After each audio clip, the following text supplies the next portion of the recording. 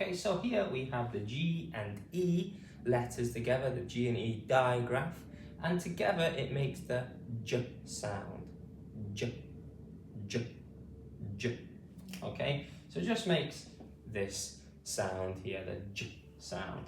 Okay, so let's put this J digraph into some words then.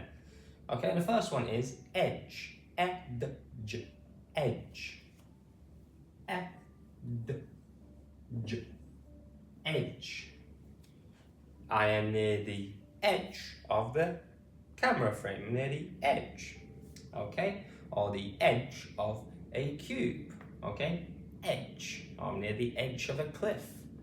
Okay, so there we have 4 letters and we have 3 sounds. Edge. Edge.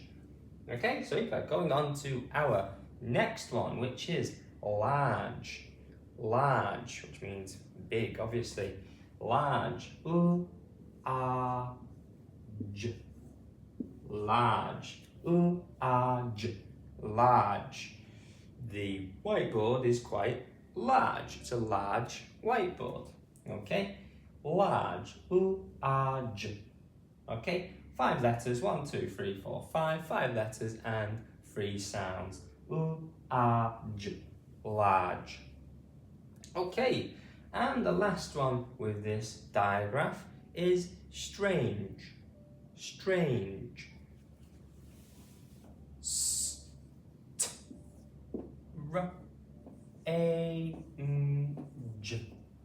Strange. What is that strange thing over there? Okay, what is that strange alien, you could say? Strange.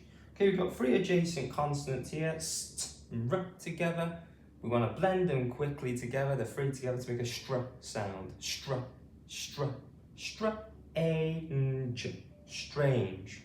Okay, super. So let's count the letters. 1, 2, 3, 4, 5, 6, 7. 7 letters. How many sounds?